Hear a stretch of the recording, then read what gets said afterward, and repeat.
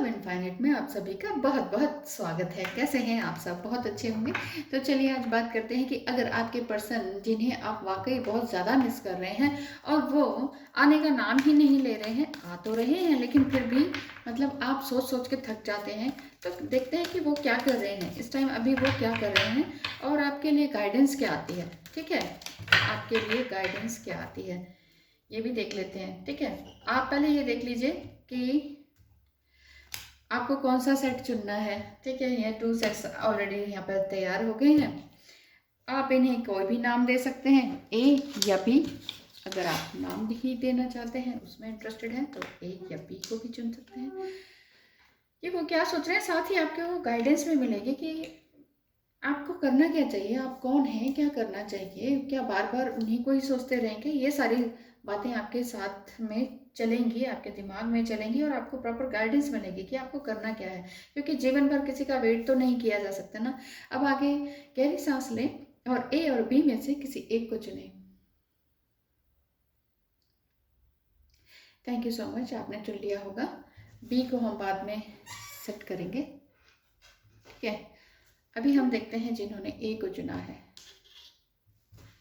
आपके पर्सन की क्या फीलिंग्स हैं। ओह, आपके पर्सन पूरी तरह से घायल हो रखे हैं, समझ नहीं पा रहे हैं कि क्या सिचुएशन है, क्या नहीं है, क्या करना चाहिए उन्हें, बिल्कुल भी क्लियर नहीं है। बहुत सारे डिसअपॉइंटमेंट्स हैं, बहुत सारे बिट्रायल उन्हें भी हुए हैं, बहुत सारे लोगों ने उन्हें ताने भी दिए हैं, चाहे फाइनेंस के उससे, चाहे प्यार के उससे, उनके घर वाले, उनके फ्रेंड्स उनको कुछ भी इस तरह से सपोर्ट नहीं कर रहे हैं, लेकिन एंजल्स ज़रूर उन्हें सपोर्ट कर रहे हैं। ये सब कब से आया है, एंजल्स यही कहते हैं कि अपने इमोशंस को संभाल के रखिए। तो ये आपके पर्सन के लिए आया है कि जितना ज़्यादा वो बैलेंस होंगे, उतना ज़्यादा खूबसूरती उनके दिल दिमाग और उसमें आती रहेगी अपने काम में। उनकी मदर फिगर दिखाई दे रही है, वो शायद उन्हें हेल्प करती हूँ किसी तरह से, ऐसा समझ में आ रहा है। उन्हें साथ देती हूँ किसी भी तरह से। किंग ऑफ कप्स यही बताते हैं कि वो आपकी तरफ बढ़ रहे हैं प्यार भरी नज़रों के साथ। उनके जितने भी प्यार भरे वादे थे, इरादे थे, उन्हें आपको लगता है कि वो चले गए हैं या छोड़ के चले गए हैं, ऐसा कुछ नहीं है। उनके मन में बहुत सारी भावनाएं हैं साथ ही साथ, है ना। और लेकिन कुछ ना बढ़ने के कारण है, बात ना करने के कारण है, और इसी तरह से इनका जो ये दिल भी टूटा हुआ है वो किसी और के कारण भी हो सकता है। प्रिंसेस ऑफ वांड्स भी आ रहा है, या ये हो सकता है कि उनका कोई किसी तरह का रिलेशन रहा हो जिस वजह से उनका दिल भी टूटा हो, इस तरह की बात समझ में आ रही है। क्योंकि इधर आपको भी अपने आप को कॉन्फिडेंट बनाना होगा, अदरवाइज काम चलेगा नहीं, अदरवाइज काम बिल्कुल भी नहीं चलेगा। ठीक है, तो मैं जल्दी से आपके लिए ये शफल कर देती हूँ angelic cards, angelic and ancestors cards. आपको क्या ब्लेसिंग्स मिलती हैं अगर आपके पर्सन अभी भी कोई कदम नहीं उठा पा रहे हैं।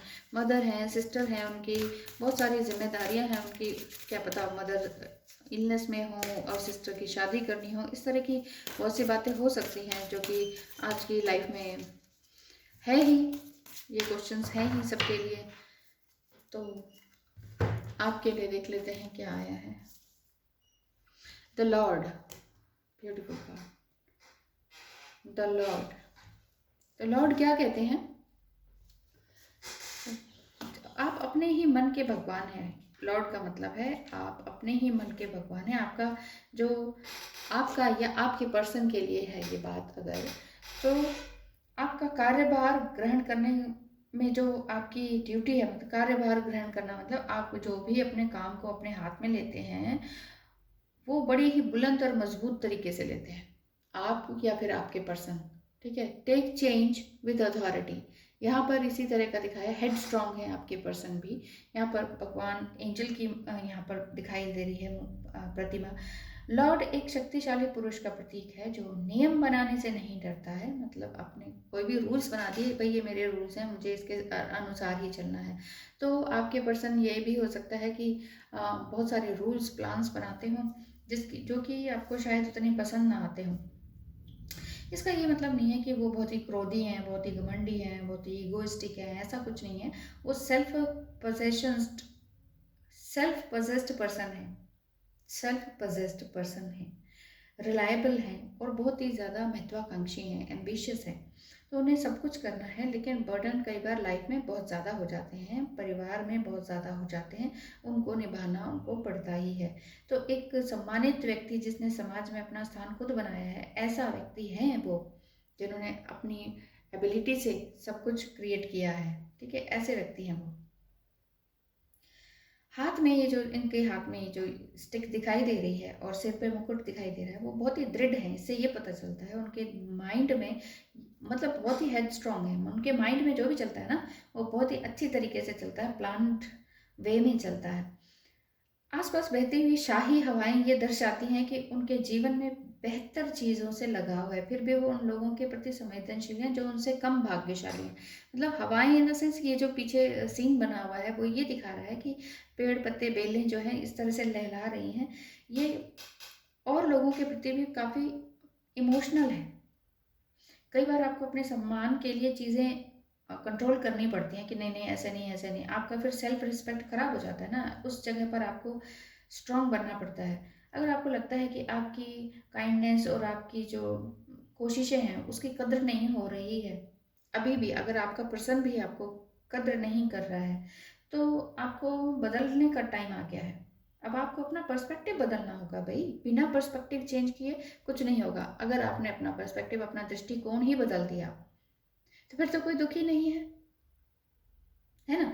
तो सभी चीज़ें क्या है, पर्सपेक्टिव के हिसाब से। हमने जो हमारी जो सोशल कंडीशनिंग हो चुकी है ना, ये बेटा ऐसे करना चाहिए, ऐसा करना चाहिए, ये तो होना ही चाहिए, वो तो पढ़ना ही चाहिए, यहाँ तो जाना ही चाहिए, ये तो करना ही चाहिए, चाहिए चाहिए चाहिए करके ना हमारा ब्रेन वॉश कर रखा है कि ये करना चाहिए। लेकिन असल में कोई ये नहीं कहता कि आप आत्मा हो, आत्मा के बारे में पढ़ना चाहिए, ईश्वर हो, ईश्वर के बारे में पढ़ना चाहिए, आप भगवान भगवान के तुल्य ही हो और बच्चे हो, आपको अभी से ही स्पिरिचुअल लाइन में चले जाना चाहिए। कोई नहीं कहता है, सब कहते हैं ये पढ़ना है, वो पढ़ना है। क्या बनना है? डॉक्टर बनना है, इंजीनियर बनना है, बस यही बनना है।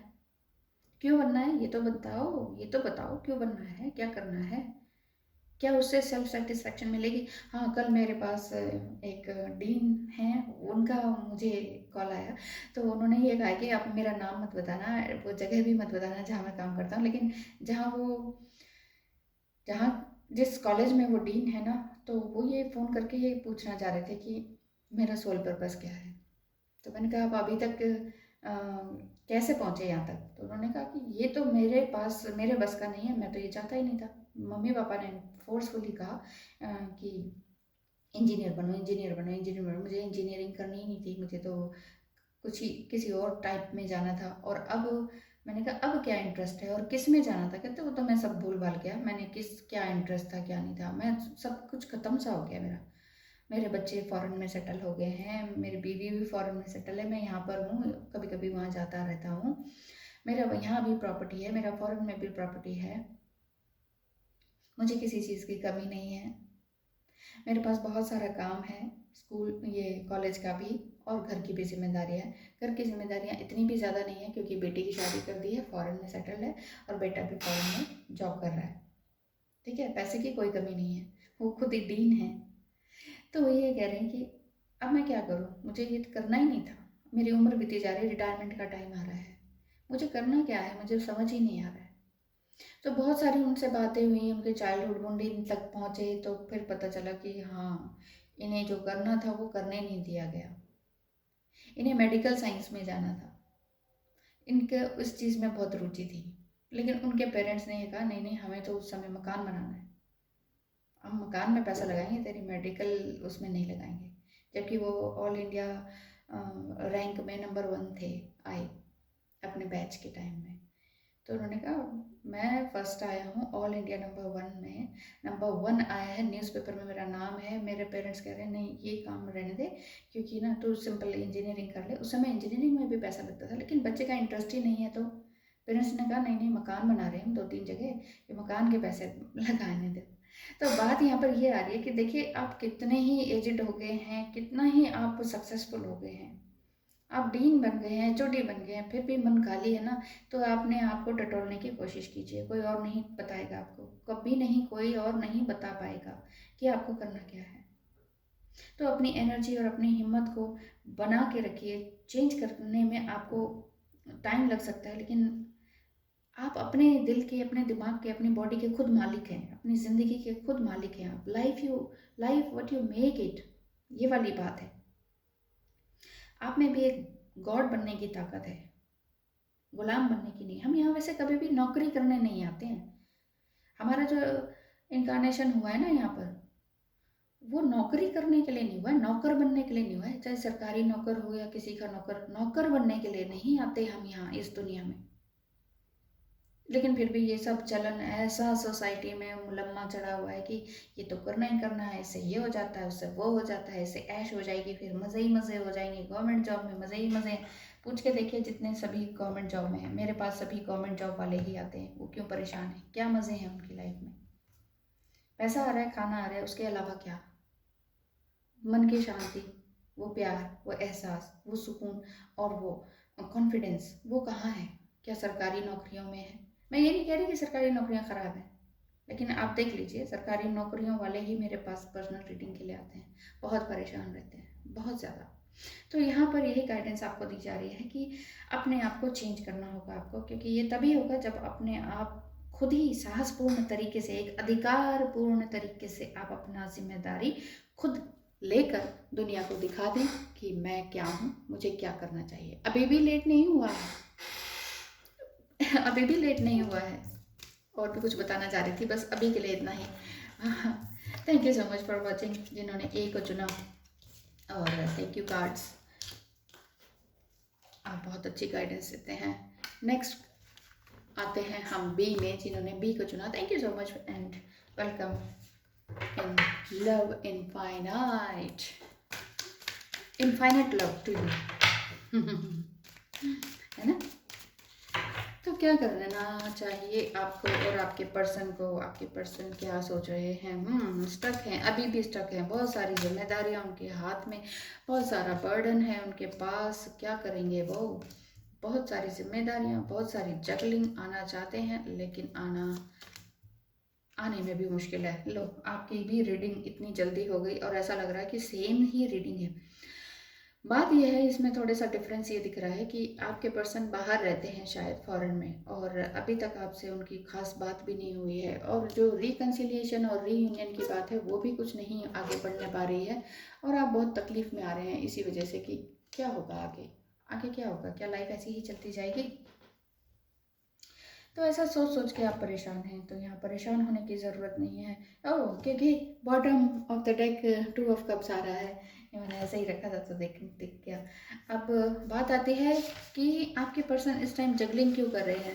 देखिए, देखते हैं आपकी तरफ भी, हम समझते हैं, पैशनेट हैं, आपसे बात करना चाहते हैं, बार बार आपको block unblock, block unblock, block unblock अपने आप ही कर देते हैं। आप चुपचाप बैठे हैं, आप सोचें ये हो क्या रहा है, मुझे बार बार क्यों कर रहे हैं? क्योंकि देखिए, आप भी ऑब्सेशन में हैं, आप भी देख रहे हैं, बार बार उनका स्टेटस चेक कर रहे हैं, तभी आपको पता चल रहा है कि आपका नंबर ब्लॉक या अनब्लॉक किया जा रहा है। वो फॉरेन में बैठे हैं या बहुत दूर हैं आपसे, कुछ हीलिंग वगैरह का काम करते हैं, या डॉक्टर हो सकते हैं, कोई आयुर्वेदिक के डॉक्टर हो सकते हैं, कोई बहुत बड़े हीलर हो सकते हैं, साइकिक रीडर हो सकते हैं, क्रिस्टल हीलर हो सकते हैं, इस तरह के। वहाँ वो भी परेशान है कि मैं इस अपने पार्टनर को क्यों ब्लॉक और अनब्लॉक कर रहा हूँ, क्योंकि उनके पास बहुत सारी सिचुएशन इस तरह की आ रखी हैं कि उन्हें समझ नहीं आ रहा क्या करें, क्योंकि उनकी लाइफ में बहुत कुछ ड्रास्टिक चेंज हुआ है, बहुत ही गलत गंदा सा चेंज हुआ है। डिवोर्स हो सकता है, किसी का मरना हो सकता है, सिटी या जॉब का जाना हो सकता है, मतलब सिटी चेंज करना और जॉब का जाना हो सकता है, कुछ भी ऐसा हो सकता है। कोई बदनामी हो सकती है, कोई भी इस तरह का कि जो अच्छा नहीं है, किसी भी सेंस में अच्छा नहीं है। तो ऐसा कुछ हुआ है उनके साथ जो उन्हें पता लगता है कि मेरे पास कोई रास्ता नहीं है, मुझे क्या करना चाहिए। बहुत सारी जगलिंग कर रहे हैं, आपके पास आना भी चाहते हैं, नहीं भी आ पाते। तो आपके लिए एंजेलिक एंड एंसेस्टर्स गाइडेंस क्या आती है? एंसेस्टर्स आपके और मेरे नहीं, एंसेस्टर्स को जो ग्लोबल हैं, जिन्होंने ये सब कुछ फैसिलिटीज़ हमें दी, जो कि आज हम देख पा रहे हैं, सुन पा रहे हैं, हाथ में ले पा रहे हैं। क्या? ये मोबाइल जिन्होंने बनाया, हम मोबाइल चला के या खरीद के ही खुश हो जाते हैं कि देखो देखो मेरे पास ये मोबाइल है, मेरे पास ये मोबाइल है। क्या करें, हाँ, लेकिन हम ये नहीं सोचते कि हमने मोबाइल बनाया क्या? कभी सोचा कि एक मोबाइल ऐसा भी बन सकता है? अभी हम एक मोबाइल खरीदते हैं, दूसरा मार्केट में आ जाता है 6 महीने बाद ही। लेट कह रही हूँ शायद, जल्दी-जल्दी आ जाते हैं, बहुत जल्दी-जल्दी न्यू वर्ज़न आ जाता है एक मोबाइल का। हम ये सोचते हैं कि हमने देखो इतने हज़ारों का मोबाइल खरीदा है, हाँ, हाँ, क्या शान है हमारी। लेकिन बनाने वाले कोई और बैठे, वो अरबपति बने बैठे और हम खर्चा कर रहे हैं और उसी में सिक्की बगाड़ने लगते हैं। तो प्लीज़ अगर ऐसा भी हो रहा है आपके साथ तो अपने पर्सपेक्टिव को चेंज कीजिए, क्योंकि जब तक माइंड नहीं बदलेगा, दृष्टिकोण नहीं बदलेगा, जब तक आप अपने आप को नहीं बदलेंगे, कुछ नहीं बदलने वाला, कुछ नहीं बदलने वाला है भाई। तो चलिए चलते हैं ओरेकल। ओरेकल कार्ड्स में से आया है oracle, wait for important information.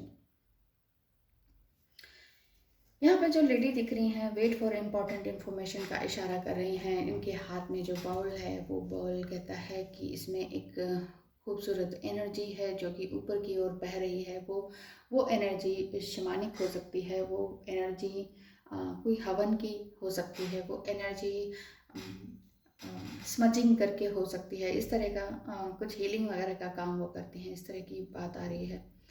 ठीक है, यहाँ पर आपके पर्सन और आपके लिए जो आपसे दूर रहते हैं, बात नहीं कर पा रहे हैं, अच्छे इंटेलिजेंट उनका लेवल है, लेकिन फिर भी वो आपको ब्लॉक अनब्लॉक करे हुए हैं, या फिर कोई डिवोर्स के केस में फंसे हुए हैं, या फिर उनको कोई बहुत ही ज़बरदस्त इलनेस हुई है, या उनके परिवार में कोई इलनेस हुई है जिसकी वजह से उन्हें रास्ता दिख ही नहीं रहा, दिख ही नहीं रहा, दिख ही नहीं रहा। कई बार इंसान बिल्कुल स्टक हो जाता है कि बस भाई बस अब और नहीं, अब और नहीं है ईश्वर, इससे भी ज़्यादा कहाँ, अब तो या तो तू उठा ही ले।